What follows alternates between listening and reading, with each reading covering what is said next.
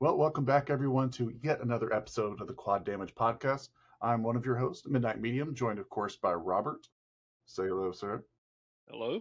Unfortunately, we're a man down. We've got some Santa Claus-related business that Dead Forge is attending to, so he's here with us in the Christmas spirit. But we are joined by the I guess the old blood at this point, but at the time they were new, and they remain new in our hearts. The old guard. And why? Because they've been with us for so long, and they just cemented themselves into the core of the franchise. We've got the captain of New Blood himself, Mr. Dave Oshry. Yeah. Hey guys.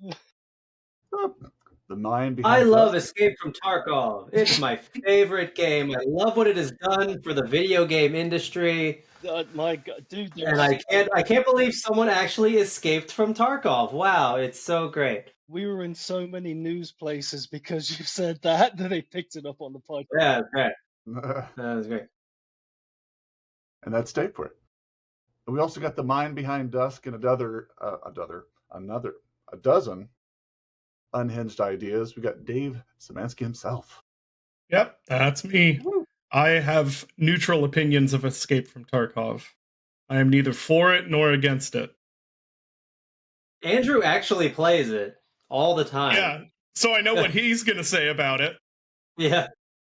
He's going to say, I fucking hate Escape from Tarkov. Yeah. I don't actually play it. He does all the time. I don't either.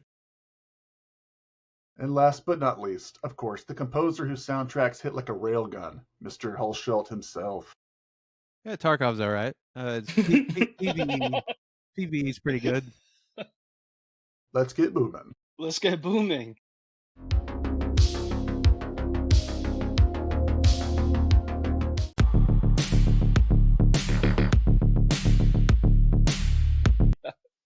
Nice one. All right, guys. Well, I guess unless we want to just derail things immediately with Tarkov, Dusk RPG. That's kind of a thing right now. Love What's Tarkov. up with that? Oh, well, I was talking to the Tarkov guys, and they were like, you guys should make an RPG. What's up with Dusk RPG? All right, well, I'll tell the story, I guess. I've been asked this a bunch. They're like, why isn't David making it? I'm like, not like he's busy. Also, we don't know how to make a fucking RPG. David, have you ever made an RPG? Would you know the first place to start? No. Exactly. No. Yeah. No.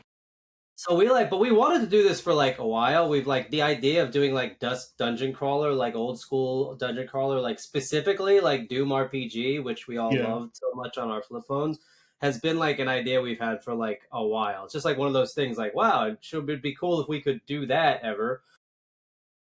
And then like a few years ago, I found these dungeon crawlers on Steam called Inferno, Beyond the Seventh Circle, and then the developers' follow-up game, Ludus Mortis. And I was like, if we could get this guy, I think he'd be like perfect. And he was Italian, and we have an animator who's Italian, and there's like 7 Italian game devs. So I asked Dom, I was like, hey, Dom, do you know this guy? Just like that, because it's always politically correct to do Italian. And I was like, dude, do you know? Can you get in touch with this guy? He's like, I could try, and of course he could, because he like lived down the street next to like I don't know the Coliseum or something. That's as they do. Dom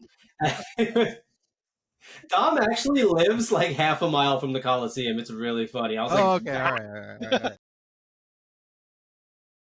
It was like actually hysterical. So I asked him, I was like, hey, can you get in touch with this dude? He's like, I'll try, and he did. And he asked if he was interested in working with us, and he got in touch, and he was like, yeah, I'd love to. And we got in the thing, and he was like, I really love Doom RPG. And we're like, perfect. And he's like, do you know Dusk? He's like, I know it, but I haven't played it a ton. And he played through Dusk. And he was like, this is awesome. It's not as good as Escape from Tarkov, but it's okay. And I was like, mamma mia. And the rest is history. Yeah, we had a few talks with him, and he was like, yeah, I'd love to do it. And we were like, sweet, let's go. And we've been working on it for like about, I don't know, almost a year now. He's been working on it. And we've been going back and forth, and it's just, and we finally revealed it the other day, and it's awesome. I mean, other than the fact that like it exists and it's playable and it's great and it's coming along really well, the fact that like so many people immediately clocked it as a Doom RPG homage is awesome. Like the fact that so many people remember Doom RPG because it was like only available on like Java Brew fucking flip phones, and like I had one in college. That's why I played it. Like it was a pretty popular platform at the time. But like I got to imagine there's like a ton of people who never played it. Like it wasn't on like iOS didn't exist. Like it wasn't like this was pre-Android and iOS. This was like, you know, flippity bippity. I have Palm OS and stuff. Yeah. Oh, do you have the flip phone? I've got it here. I've got this. Yeah. It's Was my that the 5th radio? gen right now. Yeah. I got charging it, but like I still have Doom RPG and Orcs and Elves and like Wolf RPG on here.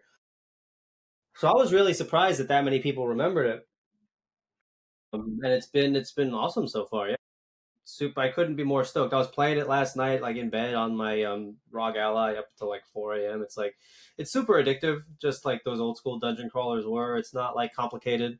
It's just like you go around the dungeon and pick shit up and you know kill stuff. You don't have to worry about like building your party and min maxing your skills. And oh no, am I gonna like? It's just it's Dusk if it was an RPG. So I'm very excited about it. Was it intentional though It's great. that the release date for it would be like around when Dusk's anniversary is? Because I believe Dusk's anniversary is September, What right? the reveal? Yeah. Yeah, of course. Yeah, we try to do something every year for this. Yeah.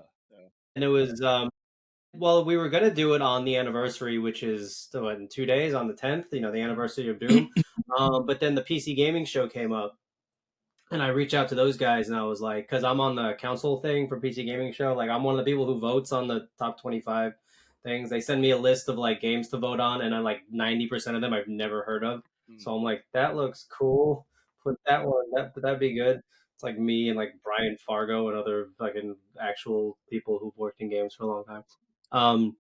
And they were like, "You guys have anything that you're working on, you know, for world premieres or anything?" And I was like, "We've got Dusk RPG, you know, Dungeon Dusk the thing we're working on." And I sent them like we put together a quick 30-second sizzle. I was like, "Can we have it at the show?" And they're like, "Oh, it's so sick, yeah, let's do it." And I was like, so we moved it up to the PC gaming show, which is good because it's a decent sized platform for that sort of thing. You know, so yeah, and away we go. And it's super far along. You guys can play it. I'll send you Steam keys. Like the game is like very playable. The first like 6-7 levels, 2 bosses, arena mode, endless mode, survival mode. It's all working. Like I think we've got like I don't know, all the episode 1 enemies are in and done and painted. Yeah. Some of them are still placeholder. Like you'll still see some of like the Dusk enemies, like just like JPEGs of the Dusk enemies in the dungeon that haven't been painted yet. It's pretty funny. Like the Wendigos are still literally like the Dusk Wendigos, but they're just like static JPEGs. What the hell's a JPEG? Yeah, I absolutely love playing that, man. I'll sit here, I'll get some cream on my body, and I'll just have a whale of a time. Okay, all right. What's with the okay? That's the live stream. I do the same thing when I play Tarkov. Hey, Dave, how much do you think that phone would go for on eBay with that installed on it? Not that though. They're like they're reasonably common. I'm in the Discord of like the people who like jailbreak these things and mod them and do all that. And funny thing. So Doom RPG only became playable on PC in like 2022 because someone got it off their phone and like they reverse engineered it and stuff. Yeah. And it could have been me because the guy who did it was like asking me because he knew I had it on my phone for like years. He's like, "Hey, can you get it off your phone so we can?" And I'm like, "I'll get around to it." So Doom RPG could have been reverse engineered like 2 years earlier, but I was too busy, and then someone else did it instead, so I can't take any credit for it. I was too busy playing Escape from Tarkov in 2019.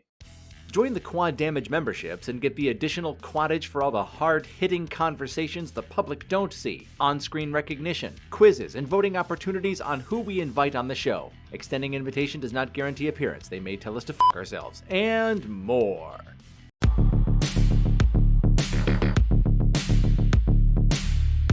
What was the hardest thing then to translate then? Because you said about the enemies and stuff like that, going from David Szymanski's work on there to this RPG here. What was easy and what was hard in terms of translating? Nothing really. I mean, it's just like the art we went with the same artist. God damn it, Andrew. He's got the same art. We thought about doing like different, art styles at one point, like a long time ago. One of our artists, Cody, did like a claymation looking style that we thought might be cool. But if you look at Federico's other games, Ludus Mortis and Inferno, they've got this like, very stark, hand-painted, old-school style, right? Yeah. And we're like, we might as well see what that looks like. And he did like the Leatherneck and the Mage, and we're like, yeah, it looks sick. It just, it looks like his other games. And there've been people like, and his games are like, I don't want to say obscure, but like not super well known. If you look at them on Steam, they've got like less than 100 reviews each, but like people love them. And like it's funny, we like in the comments will be like, is that the same dev as Inferno? I'm like, his other games? And so it's like I'm glad that like we went with his art style for it, because it's just also it's cool to see the Dusk enemies just like in that like the hand painted like old it looks cool, it looks sick. Because at one point we thought about using just the regular Dusk art, or using the Dusk HD art, or doing claymation, or doing like comic book style. But I think just going with the art that he's done for his other games made a lot of sense. Yeah. Other than that, translating it to an RPG is just like thanks to Andrew, like all the sounds and music were already done. We just fucking used all the Dusk sounds and music. And David. Yeah, David sounds. Yeah. He's also really clever about how he translates like mechanics and ideas and stuff from Dusk into the dungeon crawler setting. Yeah, like the super shotgun, I was like, oh, I got the super shotgun. It's like, oh shit, it takes a whole turn to reload it. Yeah. So it's just like boom, but then an enemy could come to you. It's like, do I waste a turn to go down and reload it, or do I move backwards, or do I switch to another weapon? It's like, oh, it's just all these. That's a lot of little things. Finding a guy that already knows how to make dungeon crawlers. That's what you get. Instead of just us trying. Like if we were trying to do it like on our own, like it like. I don't know if this would ever happen. But Andrew, you were saying on Twitter to me that you were very slightly involved at the beginning of it, just kind of like the initial stage of it. So kind of what happened there? Oh, it's just they have all the assets that they need, like with music and sound. Just initially, Dave got me and David in a call and was like, hey, what do you think of this? Do you have any ideas for it? So we sat in the call for, what was that, like 2-3 hours, and just kind of brainstormed on a handful of things. And then while we were playing Tarkov, and Dave's taking the reins with the dev for the most part in there, and I think David's been pretty active back and forth with them as well, just kind of not as much as I'd like to, a little bit. Mostly it's been Dave. Yeah, I mean the good thing is it's like an easy game to just like play and give feedback. Like all of us are so busy now, like we got fucking families and just side projects, and these two guys have a movie coming out in January, and it's like, so the fact that we have a game that like another dev is making it, but we can just like literally just play it on a handheld. It's on mobile too, and be like give feedback on the levels and the stuff, and it's great. But the people I've gotten lots of comments like, will there be new music?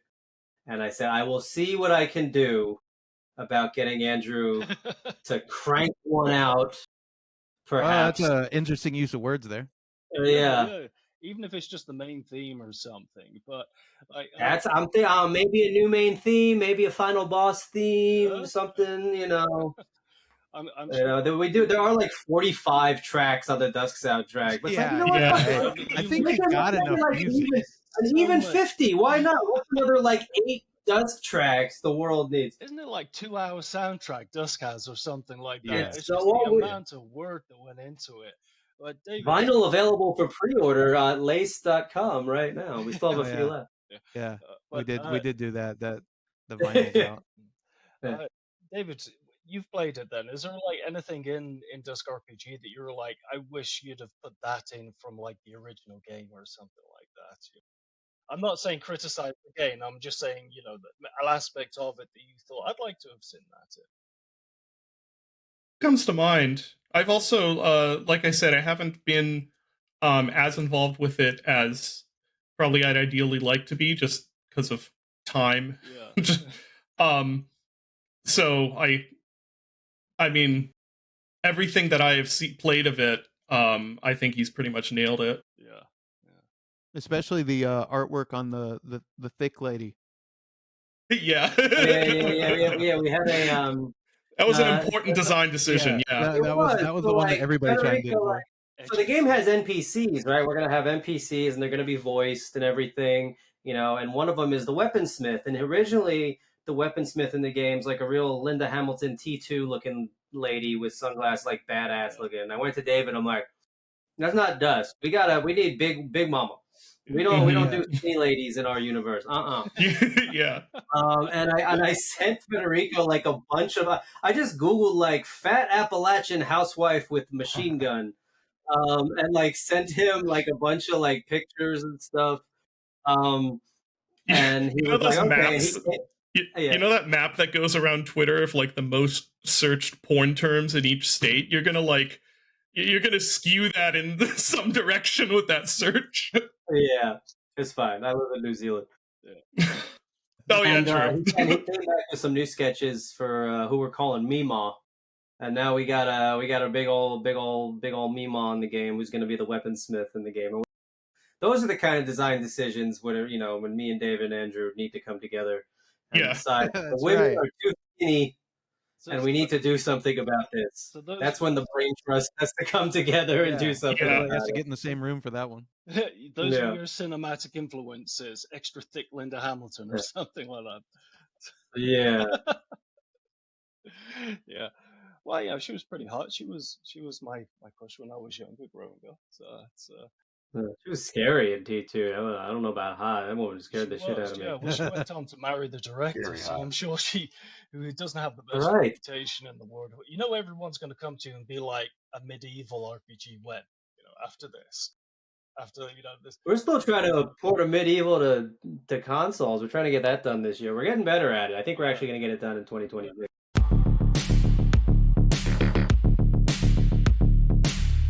How are things going with Xbox? Because you're rolling things out. Great. Yeah. Yeah, I mean we did it. I don't know if they're selling any copies. It's Xbox. Love Xbox is doing so good right now. Great time to ship games on Xbox. Hi Phil, how's it going? No, it's gone great though. I mean, a big part of the reason we wanted to finally do this is so we can like prepare for Ultra Kill trying to come out on day one on everything.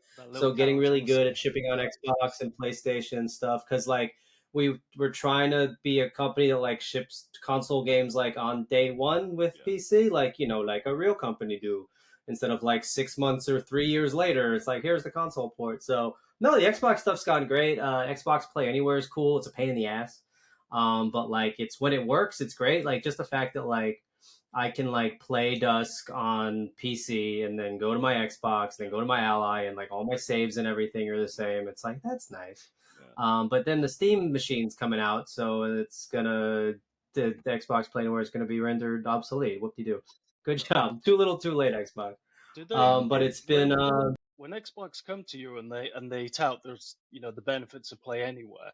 Do they just come to one of you, or do they kind of have to ask all three of you? Because I'm assuming that because only one copy of the game is sold, it affects the revenue that like individuals will make or something. I heard from the grapevine that it was a hard pitch, basically, Play Anywhere, and a lot of developers weren't really on board in the beginning. No, it's just you just have to make it's a new version of the game you have to make. Like you can't, the PC version of Play Anywhere is not like the same version you have to ship to Steam or whatever. Like it has to be basically you ship one version of the game that runs on Xbox and PC. Yeah. So like it doesn't. So for instance, Dusk on Xbox, Dusk on the Windows, what is it called? The Xbox PC Store, whatever the fuck it is. Like it doesn't have all like the settings that the Steam version does, because it's essentially the console version of the game on the PC Store. Wow. So it's its own version of the game.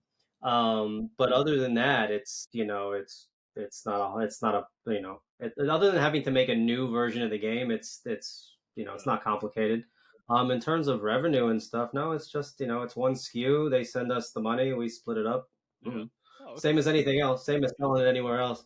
Yeah. Like I don't know how sales have been. Like I don't check them really often because we hate money, but I don't. It's fine. We did it too because we don't do things for the money, as you know, here at New Blood. We do things because people annoy us enough, and we say, "Fine, shut up, we'll do it." So we're just like, please stop asking about Xbox. So we did. Plus, it's we wanted to learn how to do it. And plus getting, the Play Anywhere stuff. Actually, the reason we finally jumped in and did it was because of the handheld, because the ROG Ally and stuff, and we all have them. Well, a bunch of us have the ROG Allies or Steam Decks, and we're like, this is finally a good opportunity to put our games on Xbox. Fuck it. We need to get good at this anyway. We need to practice for getting Ultra Kill on. So let's do we can do Dusk, we can do Faith, we can do Blood West. Blood West was ready to go on consoles. Hyper Strange had it ready to go, so we worked that into our launch plans and did that play anywhere. Yeah. We're we'll see how we can do with Xbox. We'll make them all play anywhere. We'll play into the ecosystem. We'll see how it goes, right?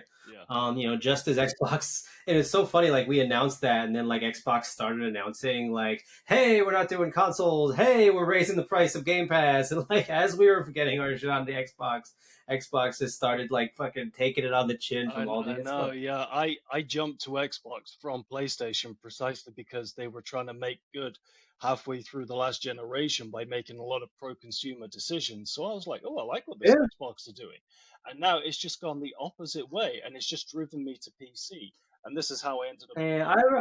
I really like the play anywhere as an ecosystem is great. I mean, it's so funny that they're finally fixing the Windows store, Windows Gaming. They're finally trying, which is so funny because, I don't know, you guys remember 20 years ago or whatever, Windows PC gaming was good. Oh.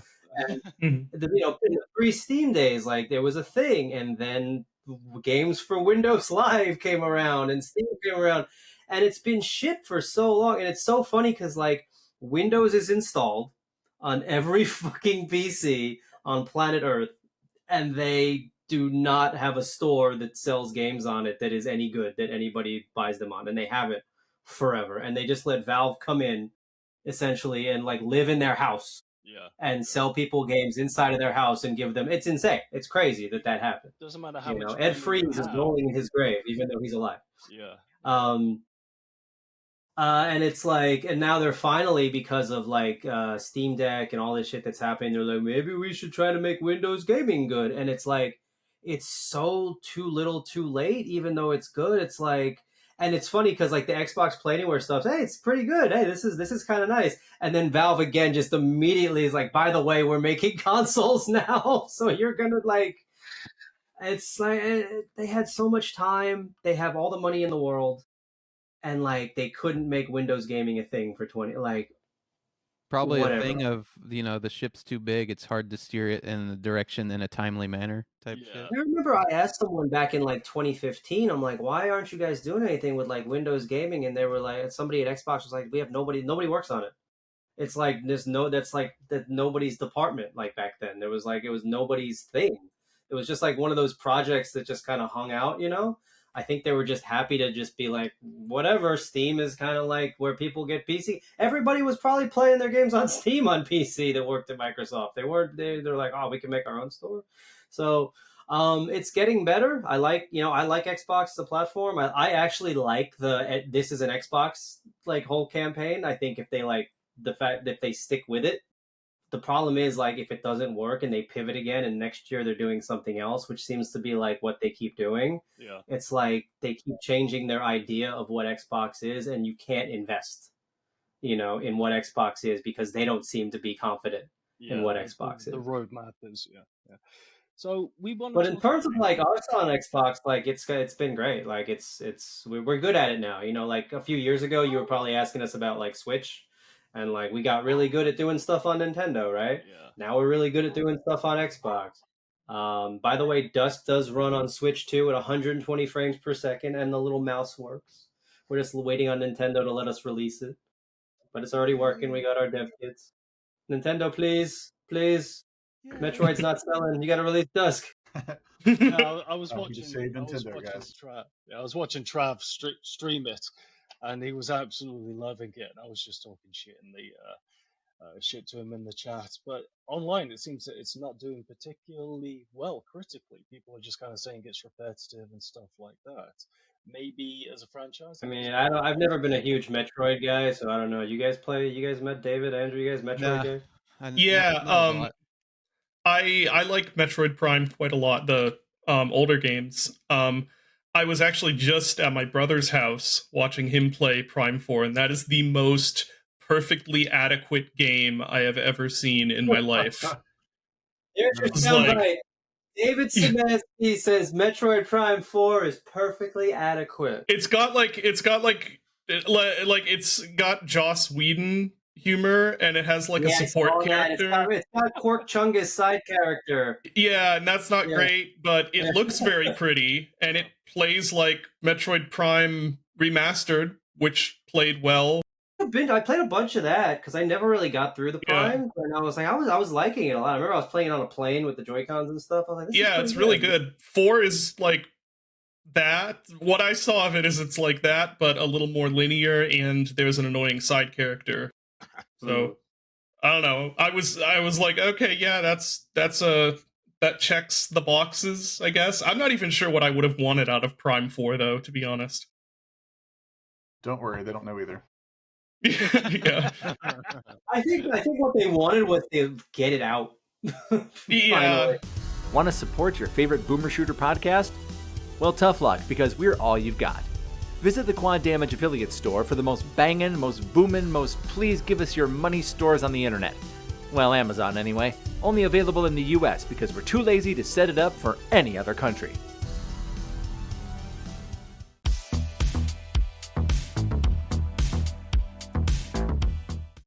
So, David, starting with yourself then. Okay. Just same as last time then. What's the last thing that you totally overreacted to? Don't say Tarkov. Yeah, Tarkov. I don't know. Probably something my kids did. Yeah. I think my middle child shut my youngest child's fingers in the dishwasher recently, and I thought she'd broken all his fingers, so I freaked out, and he was fine. Maybe that, or something more recent than that. Almost certainly something the kids did. Yeah. Number two. Number two. What's the best comeback you've ever heard? Oh, geez. I have no idea. Probably something Dave said. It's probably something Dave's responded to a review or something. Yeah, in the balls. Yeah, we'll go with in the balls. Saves are stored in the balls. Say the line, Bart. Yeah. And final question, David. What other video game do you wish you had been the one to make? Probably something. Yeah, maybe. Probably something Kira's done. I think Octana 64 is the first one that comes to mind. Yeah. Kira is in Lost in Vivo. Kira, am I thinking of the one? Yeah. Yes, right. Yeah, Lost in Vivo. Also, I feel like a lot of what Kira has done is like doing things I've done but better. Wow, what a compliment! We keep like developing along the same games along the same lines. Yeah. That's fantastic. Andrew, I'm going from right to left. So Andrew, if you could play a prank on any historical figure, who would you pick and what prank would it be?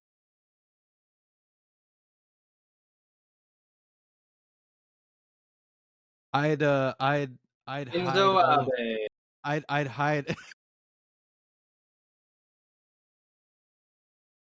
It's just a prank. I'd hide all of Ric Flair's cocaine before a match, just to see how he reacts normally. Oh my god! Yeah. Oh. Number two. What's the most selfish thing you do that you're okay with? Getting deep. Selfish thing that I do that I'm okay with. Probably get up every morning and go buy a $5 coffee because I'm an idiot. But I have to. It's like it's a morning routine thing. I gotta move. I gotta get out of the house and move. Yeah. So I don't know if that's selfish, but it feels selfish sometimes. Yeah. Well, as they say, treat yourself. So yeah, I forgot what TV. Or just be able to function. Yeah. Yeah. I'm still drinking it at 10 to 11 at night. Yeah. Jeez. Good luck. I got to be up at 6 a.m. as well. And final question is, Have you ever forgotten that you did the score to something? Yeah, Really? absolutely. Yeah, every now and then I have to look at my Wikipedia. Which is like the shittiest thing to say. It's like, oh, I gotta look at my Wikipedia. Like, Hey, at least you guys whoa. have a Wikipedia. I don't have a Wikipedia. I'm not cool. I'm not cool enough. You don't? No. No, every That's surprising. I'm like linked in like 20 other Wikipedias, but I don't have one. They all just link back to the New Blood Wikipedia. It's fine. no, every One now and day then I'm like, I'll make a movie with Markiplier and I'll be cool. Yeah. No, you every now Once and he then does I'm the like, Faith movie, or you can't do every now and both. then I'm like, what the fuck? Like, I'm trying to remember whenever I'm putting something together. I'm like, well, what did I work on last year? Because like I'm an idiot sometimes, and then I'm like, oh yeah, that's right, cool, that was badass. Oh, great. So, Dave, on to yourself then. What do you find is the most boring part of your life at the moment? Boring part of my life is, I can't imagine any part I of don't your know, life is boring, Dave. paying bills all day, every day. That's Oh. my job as CEO now. It's just mostly paying bills. Yeah, adulting. It's pretty boring. I do a lot. I pay a lot of bills and spend less time directing and producing games. Yeah, paying bills. Yeah, I know the feeling running my own company as well.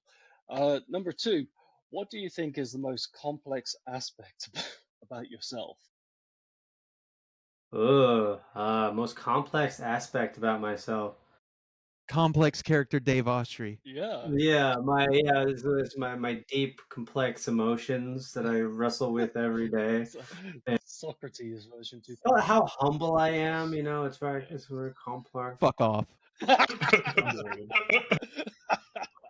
What's the most complex thing? I don't know, probably just like my ADD and just dealing with a million things at once. Yeah. Just like it's just always nonstop. Every day I wake up and just have to do 900 things, and every day is just my nonstop to-do list, getting as much done as I can, going to sleep and waking up and starting all over again. You like me, and trying to prioritize what I actually have to get done. Like after this, I got to take my dog to the vet. I got to run into town. My wife is 8 months pregnant. She needs things. I got work to do. We got games to make.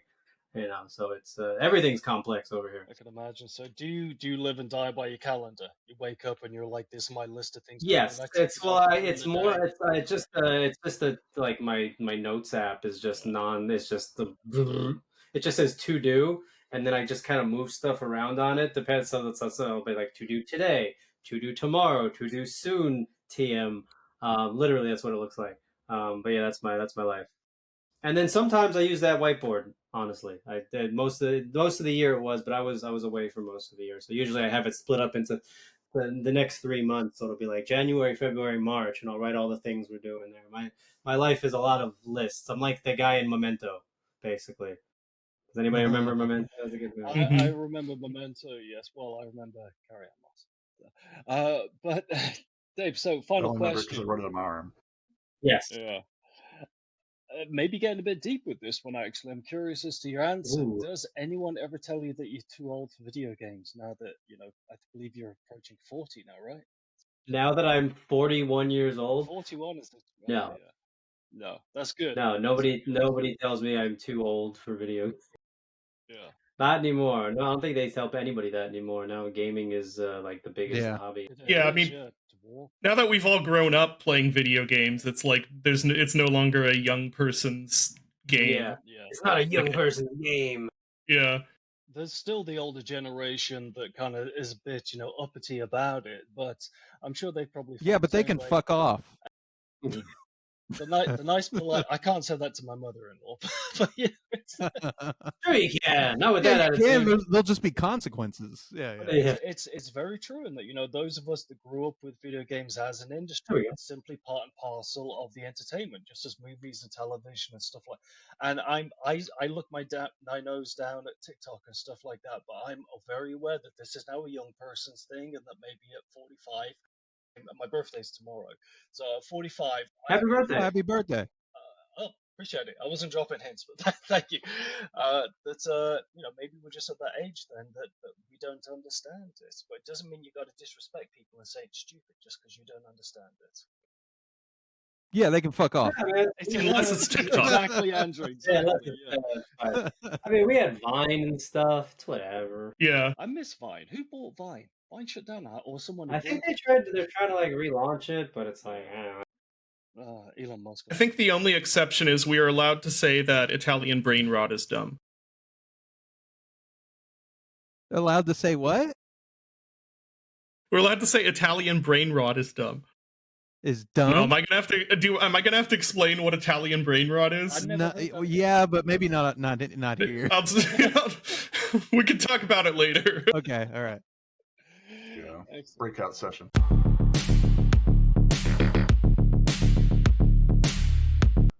Now that the final trailer is out, we've got a release date. How, I guess, surreal is it to see, this tiny little oppressive game now upon the silver screen and being a real thing that's happening?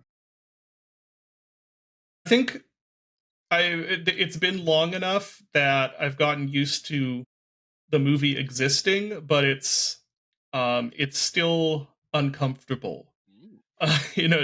In a way, I don't think I would have expected before getting into all this, which is that it feels very I'm not quite sure what word to use, but it's like having had like a whole team of people who are very talented at what they do and do most of the things that I do but better than I do, kind of taking this little thing that I made and then doing it better, and show it and having that go out to many more people is it's not something I'm upset about. I'm very glad that's happened, but it's a very weird feeling.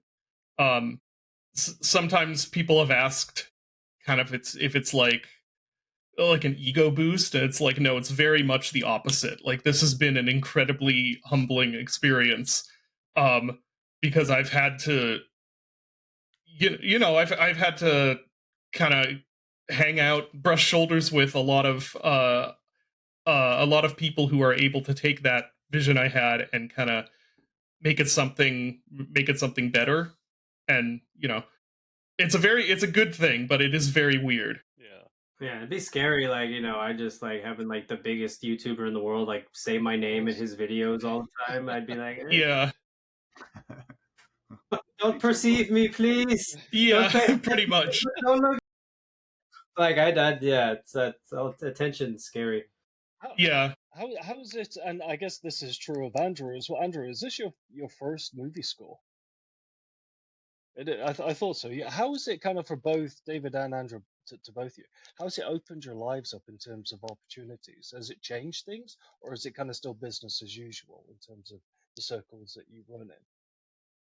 I'll go first, David. Yeah, go ahead. Yeah, it's definitely changed how I sometimes will communicate with people, because they like, it used to be that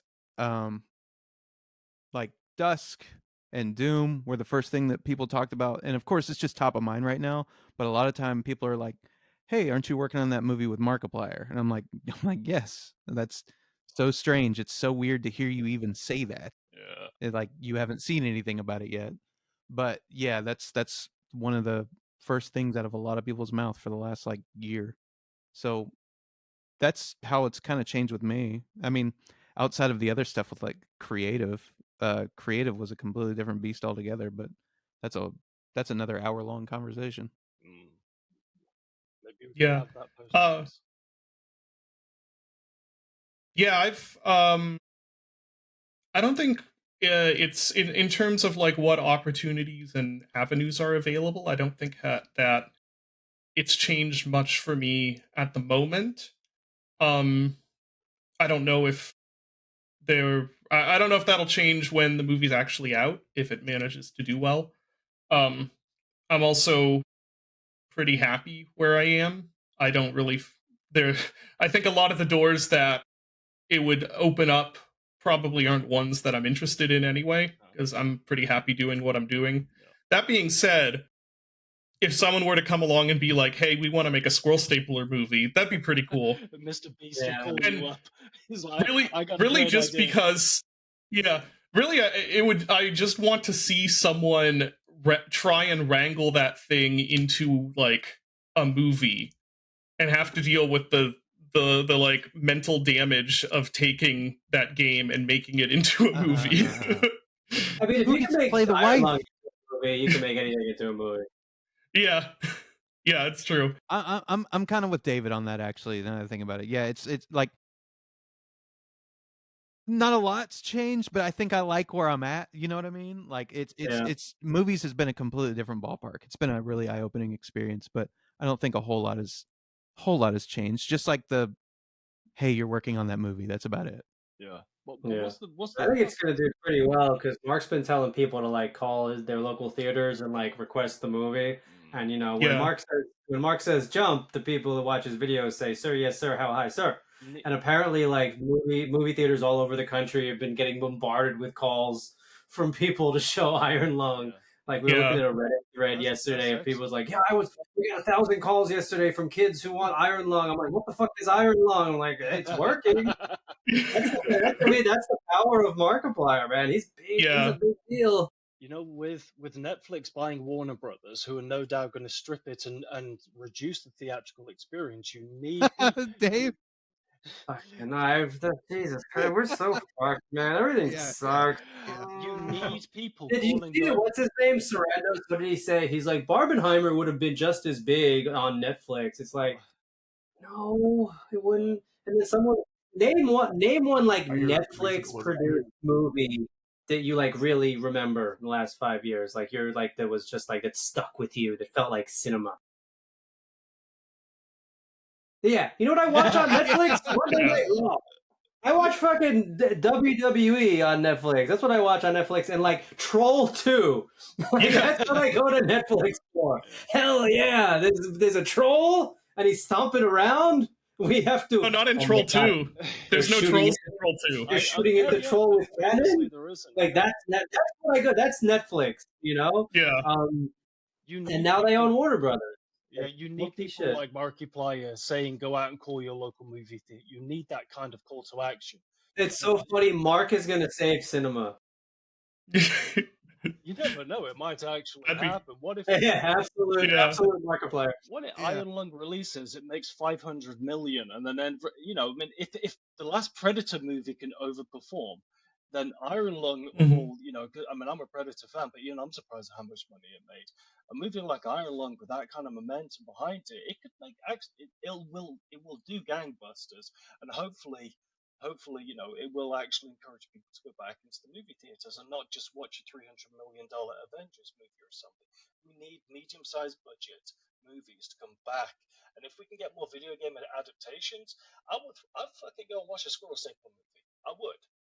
Just you know, because it's there to watch instead of, you know, Avengers 56 or something like that. You know, it's something different. David's got opinions on the Marvel on the Cape shit. Is it? You love you love Marvel movies. They're your favorite. You go out and see every new one. So do you want to guess what the last Marvel movie not counting Deadpool, what the last like Marvel Cinematic Universe movie I saw was? Go on.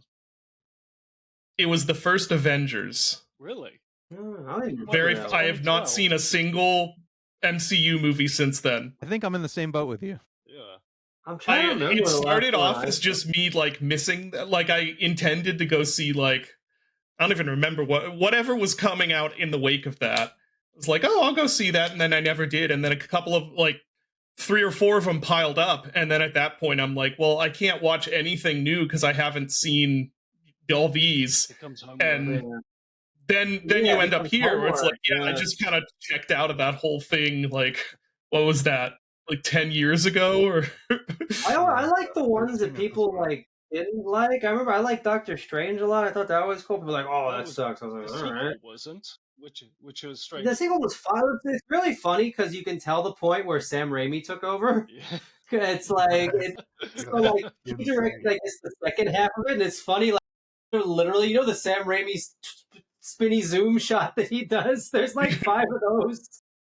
It's like, yep, this is what it, and it starts getting really bloody for no reason. It's like, yep, this is exactly what it took over. It's very funny. It turns into like Evil Dead at the end. It's great. He's still got it. Yeah, I don't think I saw that. I like the first Captain America. I tell this story a lot. I saw, what was it? Endgame was the one with all the portals and they do the thing, right? I saw that. I was living in Oceanside, California at the time. And as you know, Oceanside, California is the home of Camp Pendleton and the United States Marine Corps. Hoorah. And I went and I saw that movie in a movie theater of crowd packed full of United States Marines. And when Captain America caught fucking Thor's hammer, the roof came off the place.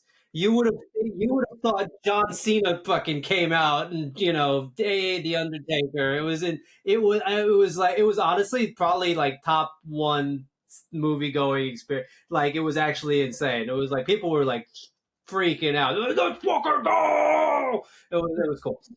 That sounds amazing. That sounds like an amazing way. Fucking amazing. Yeah. So that was cool. Other than that, like Marvel movies, I like the James Gunn movies. You know what you're getting with the James Gunn movie. He's been making the same movie since Scooby Doo. I like the first two Guardians. I didn't like the third one. I thought it was overrated. But I really like Superman. Superman was really good. New Superman. I thought Superman was as average as it gets. It's not a patch on Man. I thought it was great. It was everything it was supposed to be, and it had Pluto in it, and he was doing dog stuff, and then Lex Luthor was like such a cunt, and then Superman actually beats the shit out of him at the end. That was nice. Yeah. You ever been in the right place but wearing the wrong thing? Ain't ever gonna happen again, brother, because you can now buy the sexiest apparel this side of a John Romero hair products line.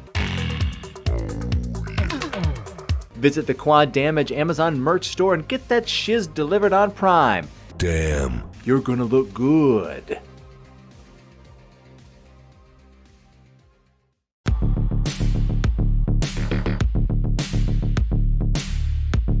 I think probably the first like in-person meeting.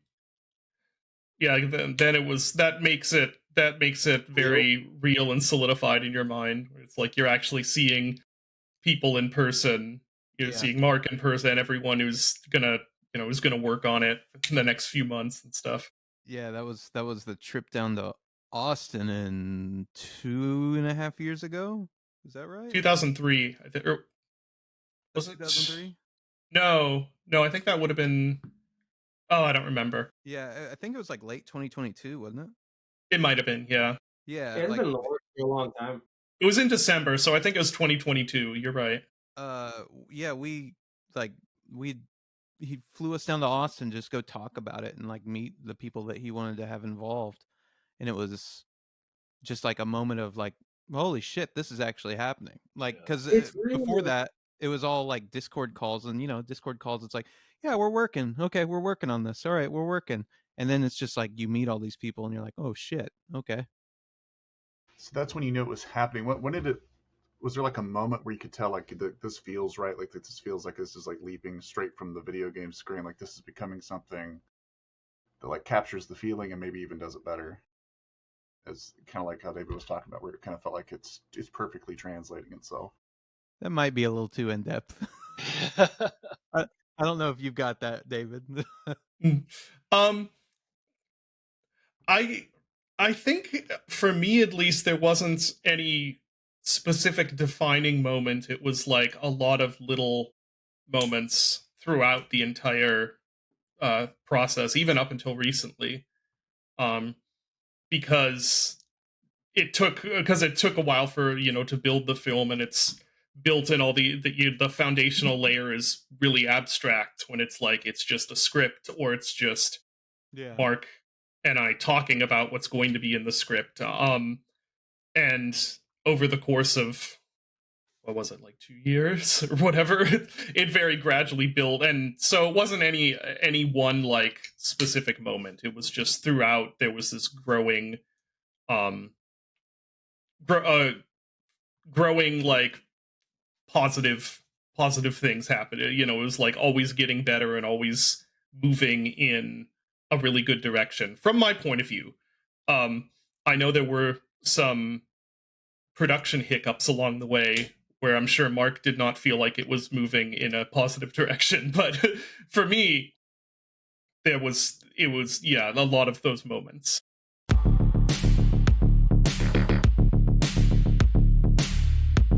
Question actually that could apply to both Dusk RPG and Ireland. So they're both yeah. So I have no idea how I connected them, but it's true. They're both based on something that came before.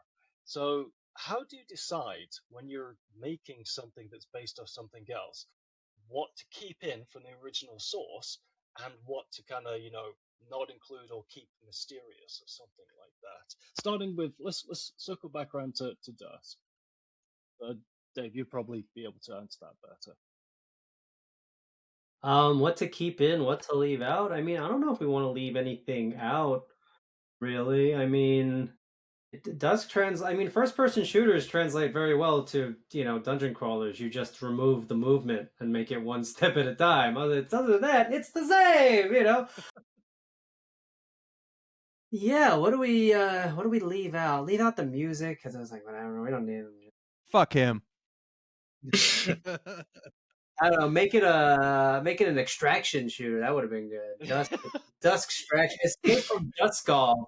There's Escape from Duskov now that's still like a million. There is. Hook it up. Yeah. So every time you log in, you have to play on AWS. Making these stupid single player games. They should have made some multiplayer slots. Should have made a battle royale Dusk. Yeah, we should have jumped on. We should have made like Dusk friend slop extraction horror game. Yeah, survival. Yeah. Survival. What leave in or take out? I mean, I think it's obviously a lot different with a movie than it is with with moving genres. I can't think of anything we really wanted to leave out for Dungeons of Dusk. I think we want with Dungeons of Dusk, we're telling a different story. I think the fact that we're not just translating Dusk 1-to-1, like we're not doing we're not doing Dusk over again. We're making this canonically we're adding to the story of Dusk, where like Dusk 82 was technically a prequel. This takes place in between the episodes of Dusk, so it's like more of the story. So we get to have new characters, new enemies, new antagonists, add to the lore, instead of just like, well, we're doing Dusk over again, but this time it's an RPG. So I think like that's cool to do, like adding to it instead of like doing it over again. Yeah, the little experience I've had with these sort of things, maybe it's not little, but in the experience I've had with these sort of things, it's like the source material is your jumping off point. It's like this is just the mark of where you are, where you're starting, and then you're going in this other direction. So it's not necessarily a process of like deciding what to keep or what to leave. It's just saying like, okay, let's build this thing starting from here, using this material as our tools, and then go from there.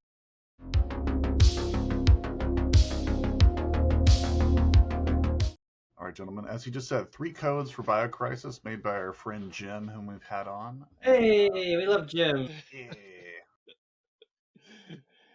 We love Jim as well. Yeah. He's been gracious enough to give us 3. What we're going to do is we're going to give you subliminal messaging. So at 3 indistinct points that we will not tell you. It's not beginning, middle, end. He's got a scrub. We'll flash it on screen, and first come, first served. So absolutely, get searching. Yeah.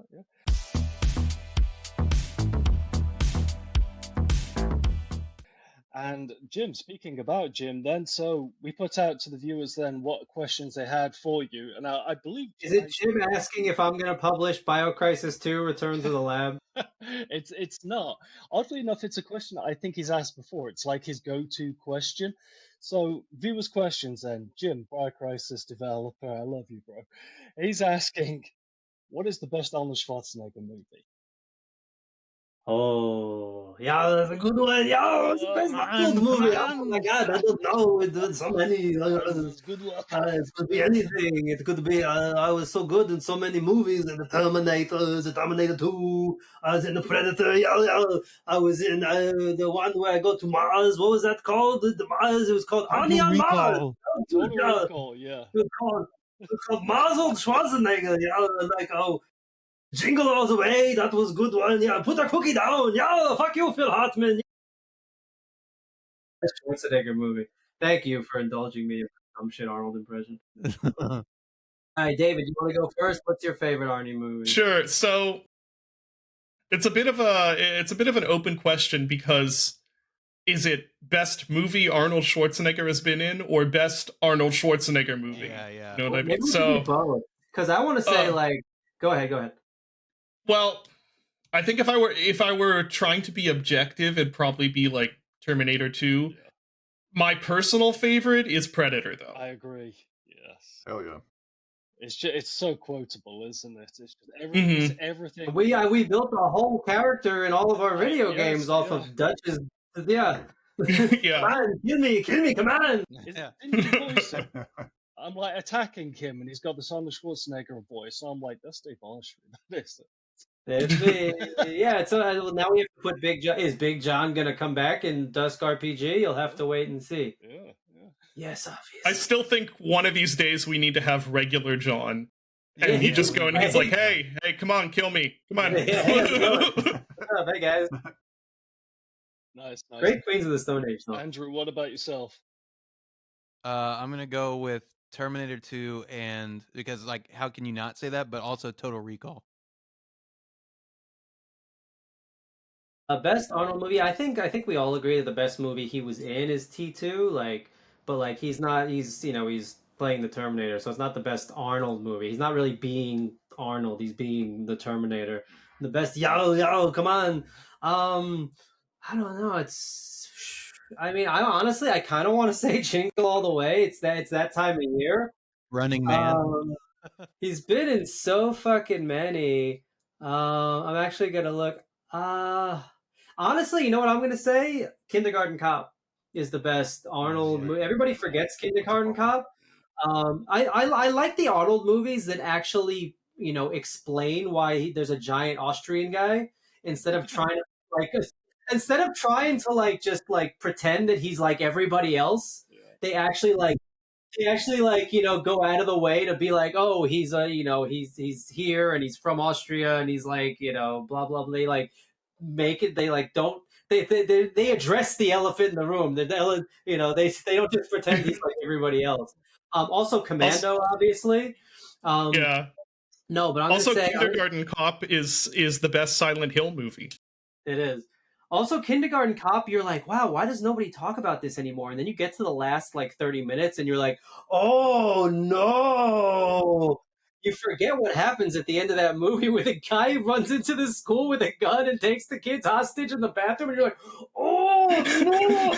You know the medicine foreshadowing Cop 2 with Dolph Lundgren. I'm like, what? That's right, they did do that. Oh man, there's so many. So yeah, I'm gonna say best movie he's been in, T2, obviously. There's so many. Fucking The Running Man. Apparently, the new Running Man's pretty good. Yes. With what's his name? The guy who's in everything, Glenn Powell. Yeah. Yeah. Oh my God, so many. Man, I remember I loved Eraser so much. Nobody talks about Eraser. I'm a Terminator 3 apologist. It's way better. It's way better than the ones that came after. I thought Terminator 3 was fine, and everything after that's kind of whatever. Yeah. But yeah, so I'm gonna say, best Arnold acting movie, Kindergarten Cop. Best movie he's been in, T2. Definitive answers.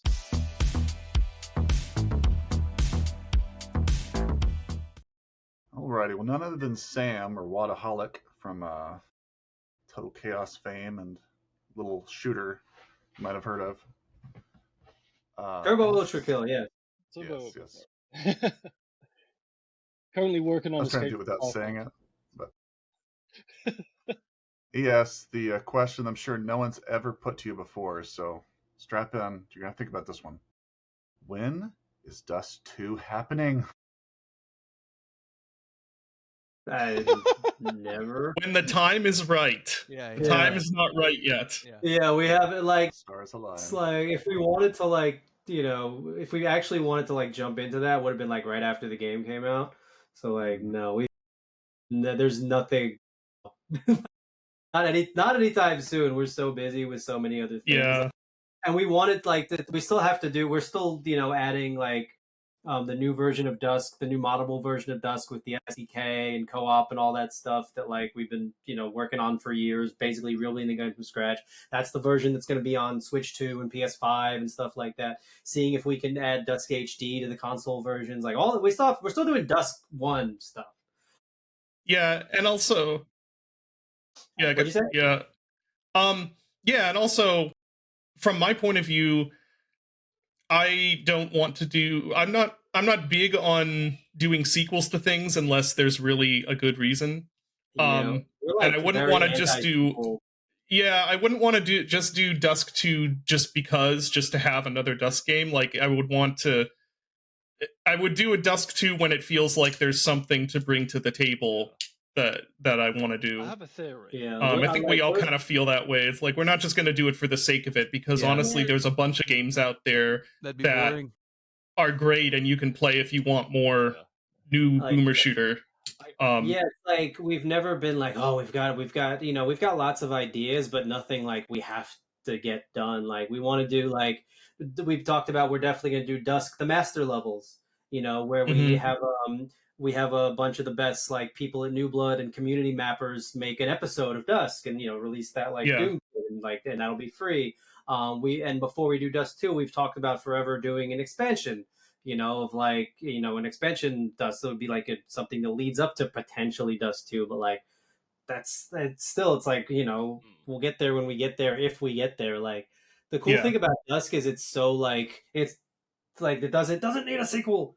Like technically it's set up for a sequel as well as Half-Life 1 was, but Half-Life 1 didn't need a Half-Life 2, but it got one and it was great. But like Valve only did that because they were like, there was something they wanted to do. And then look what happened. I have a theory about this because so many people do ask about Dusk 2. You know how when last time you were on, you said that the way that New Blood does early access is you complete the episode, you release the episode, it is essentially a standalone episode. Each episode of Dusk is so different that each one could have been its own standalone game. So every time I do play Dusk, it feels like I'm playing Dusk, then I'm playing Dusk 2, and then I'm playing Dusk 3, and like Lord of the Rings, they're 3 different feeling episodes that make a whole game. Mm-hmm. So I feel in a way that you don't really need a Dusk 2, and that's probably not what our viewers want to hear, because I think that the first one is so distinctive that it is 3 separate. There's it would really have to, again, like we're not like, sequels are just not our thing. Yeah. Like we never talk about them, like they're like Hyperstrange wants to do Blood West 2, and we're like, not with us. Like I just don't like sequels at all, because then it's like, where does it end? Yeah. I love having that we've made all these games that are like their own standalone thing, and I never, at no point in making any of our games was I like, this is going to be a franchise. This is going to, I really enjoy like the spin-off type stuff that we've been doing. Like when David did, I love the Dusk RPGs. Like the fact that we're doing that, like that makes me so happy. Yeah. Just being able to do, to add little things like Dusk HD or Dusk the Master levels, or like doing the comic. Just like adding bits and pieces to the lore and like expanding the universe without just having there's Dusk 2. Like the fact having like other voices contribute to it, other people, so fans of Dusk contribute to it, instead of it just being like us. Yeah, most of the people we hired to work at New Blood who are still here were like people that like just liked Dusk originally, and now they've worked here for like 5-10 years. And some of the mappers and stuff are people like Vriska, who's worked here for years now, and he works on the Dusk SDK and Fallen Aces and Gloomwood and all kinds of shit. So it's Dusk 2, I don't want to say never, but like not anytime soon. We're doing not so yet. much. The fact that Dusk is like still as like popular as it is, or talked about as much as it is, I think is, a testament to like what we've done with, the IP, other than just pumping out sequels. The people, there's still people who haven't played the original, and every time we do something else, somebody, people like, oh, blah blah blah, but like, look at what Dusk has always been our Doom, right? And look at what they were doing with Doom back in, look at all, there's Dusk clones now, there's Dusk RPG now, there's Dusk comic now. It's kind of familiar, huh? It's the same. It's like, it's very. Somebody said like Dusk is this generation's Doom, and I'm like, listen, I'm not gonna say that, but like when somebody says that, like that means everything to us, because that was kind of always the dream. It's That this is like Dusk is some kid's Doom. What Doom was to us, Dusk is to someone who grew up, who was born in 2000, which is fucking terrifying. Nobody should be born after the year 2000. In 10 years, someone's going to be playing their generation's Dusk. Exactly. I always wanted it to be some game where like you can whip it out on a USB at like QuakeCon 20, like as if QuakeCon's gonna be here in 20 years, and be like, hey, let's play Dusk. The way that people still play Doom. There's still Doom mods happening. Now Doom is arguably bigger than ever. Classic Doom. Yeah. That's what we always wanted for Dusk, and none of that needs a Dusk 2. Just like there didn't need to be a Doom 2. Oh, no. Ask Sandy Peterson about that one. No. Don't read Sandy's tweet. Read John's tweets. We thought it might be a fun question to put to you guys. In theory, who should we have on? If you had your pick of guests or something, you're like, who would I like to hear from? And what would we I mean, obviously, one. Yeah, John Romero. Like, who else are we gonna say? Yeah, you should have John Romero, John Carmack, and Sandy Peterson, and American McGee, and Tim Willits all on the same room. Tim Willits. Oh wow, yeah. Tim Willits, right? Yeah. Mm-hmm. Tim Willits, he invented multiplayer. They get along super well. I did reach out to John. He did respond via Twitter, and I noticed that the messages were kind of getting a little more distant with each other. And then that whole thing with Microsoft came out. Yeah. Then he had a TV show. Then books are coming, and suddenly I realized I'm very, very low on the totem pole in terms of him getting back to. So it is something that we would love to do, but it's going to be on John Romero's schedule, not Yeah. Just email. He gets back. He replies to his emails pretty frequently. What would we ask? Yeah, that would be mine. Mine would be Romero. Yeah. What about you guys? Obviously, that's the first one that comes to mind. For the sake of giving a different answer, though, I'd say it would be really interesting to hear from. It's not a specific person, but somebody or multiple people who worked on games like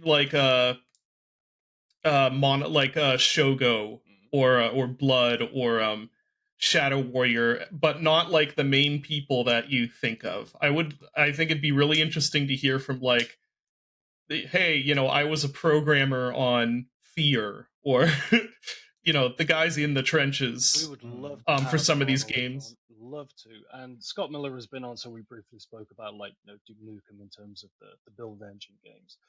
But absolutely, David, I would love to be able to reach out to people like that. And I have done, but some of them I haven't had responses to. So I don't want to be that asshole that is kind of constantly chasing them up, and kind of bothering them. Again, we reached out and they get back to us when they get back to us. But hopefully that is in the pipeline. Yeah, that's a good idea, though. Someday, maybe other than the Jace Halls and the Nick Newhards and all those kind of guys. Yeah. I wanted to get on. I reached out to Jace Hall and then Monolith's last CEO, just to see if I could get the two of them on the show at the same time, the guy that founded it and the lady that ended it, just to see what their perspectives were about the history of it. I knew that it would never happen because there were probably too many things that they can't talk about. But I thought it would be a good concept. But Andrew, what about yourself? I think you should get Arnold Schwarzenegger on and ask him what is the best Arnold Schwarzenegger movie and what is the best movie that features Arnold Schwarzenegger. Yeah, and what are his opinions on Escape to Tarkov? Yeah. No, I love Tarkov. It's great. It's done so many great things for the industry. It's so good games. I love Extraction. You've seen the Marathon? Oh, I like Marathon. Looks good. The art style, totally original. Never taken from anybody else. We made it ourselves. Bungie is amazing. I love them. Yeah. No, Get Leon or Simon on here. Have them talk about a medieval. Hey, actually, yeah. Yeah, they never talk about. Where's a medieval to? Yeah, That's a good answer. Yeah. Did a long get time Leon ago Simon. when we first started this out. I did reach out to. I can never pronounce it. Indefatigable, right? Yeah, indefatigable. You got to be real careful pronouncing that name too. A lot of bombs in there. As in one who cannot be fatigued. They said it on. It was said on a. I forget what TV show. Someone was like indefatigable mention. Yeah. I did. That was I did. Indefatigable. Long time ago. Good word, I didn't hear it back, but maybe one day. All right, Mr. Dave. I'm sure it goes without saying, but what would you like to specially highlight today before we leave us? What I like to highlight today, Dungeons of Dusk, DuskRPG.net. Check it out if you liked, old school turn-based dungeon crawlers and Doom RPG and Dusk. You're gonna like Dungeons of Dusk. It's a demo in Steam Next Fest in February. It'll be out next year. Probably not early access unless people want it. It's coming along really well. We're having a lot of fun with it. I was playing it all night. I was up till 4 a.m. playing it last night, so that's how you know it's good. Dungeons of Dusk. Get it? Yeah. Andrew, you're making soundtracks for movies and stuff now? What am I hearing about? Yeah, just like the little short films, Yeah. No, yeah, like I'd say first and foremost, we're almost Dave, I think we're almost sold out of the red and white splatter vinyls. Yeah. So the limited edition Dusk vinyls, I think we only got like 100 or so left. So like once they're gone, they're gone. We only made 666 of them. So yeah, go on the New Blood store and get those. If not, there's the splatter versions are on the New Blood store. The red versions are on the Lace store. And then once those are out, just get the regular black vinyl. So if you want the limited edition one, Dusk vinyls, go get them. And don't say we didn't fucking warn you.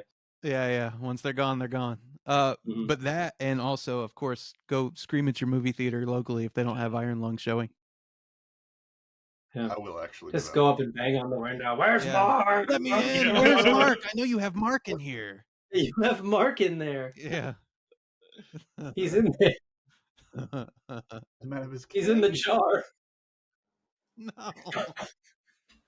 I just learned about what the jar was about yesterday. I wish I didn't. You didn't. I did. I had no idea. I had no idea. Okay. Which jar? Like the glass jar? The guy in the jar one? Yeah. You put our figure like this stuff, the Ultra Kill stuff in jars. I'm like, I don't know what that means. So I'd like be like, yeah, that one. You're so full of shit. No way. I swear to God, I had to ask Gilby and Mickey the other day. They're like, you really don't know, and they linked me the. Like what did what you call it? What's the website that lets you know what your meme is? Like, what's that meme? What do you know? Yeah. Anyway, and I was like, oh, yeah, know your meme. I was like, oh, I didn't know about the jar like that. I thought people just wanted to like, I whatever. I'm old. I'm 42. I don't know like everything that happens on the internet. I'm sorry. Anyway, yeah. David, your favorite comic. I'm not going to shout out the jar. I don't think, if you don't know what the jar is, I would not go looking. David's like, yeah, Lemon Party. Let's talk. Yeah, see that I remember. Goatsy, anyone? Goatsy, the classic. Yeah. What a professional podcast. Happy anniversary, Dusk. Yeah, happy anniversary, Dusk. I'm gonna second everything Dave and Andrew said. Dusk RPG, Iron Lung movie. I'm also gonna shout out the game I'm working on with my brothers, which needs some love, and it is called Secret Agent Wizard Boy and the International Crime Syndicate, and it is on Steam. That's what I'm gonna shout out. Yes. Yeah, buy it. Writing it down? I was typing it in. I was trying to remember the names. Secret Agent Wizard Boy and the International Crime Syndicate. He's putting on a piece of paper and then he's going to put it in the jar. No. Thank you, gentlemen. All right, guys. Well, I'm Midnight Medium. Of course, you can find me on the YouTubes doing the retro indie retrospectives and all that good stuff. And if you're looking for more of this podcast, you should look to its fearless leader, Robert. Take us away. Yeah, you can find us obviously on YouTube. You're watching this, so please feel free to share us. We're also on Twitter, Stroke X, and Blue Sky at the Quad Damn Podcast. We're on Reddit as well. What do we have? We have an affiliate store. Join our memberships. Markiplier, please retweet us. It would really help. And yes, this if you want a bit of quad damage in your face, that's where you can find us. All right, gentlemen, thanks so much for joining us. Really appreciate the Thank you. hang. Yeah, thanks for having us. Happy 7 years of DUSK. Yeah. I believe so. Year 8, Yeah. maybe more. Yeah, we're still working on DUSK stuff. It's co-op. It's coming. I swear. Maybe year 10, we'll get. We are closer to year 10 than I like to think about. Yeah, we It old. goes fast. Yeah, it goes fast. So Yeah. fingers in. Until next time, gentlemen. Keep on booming. Come on, booming. Booming. Booming.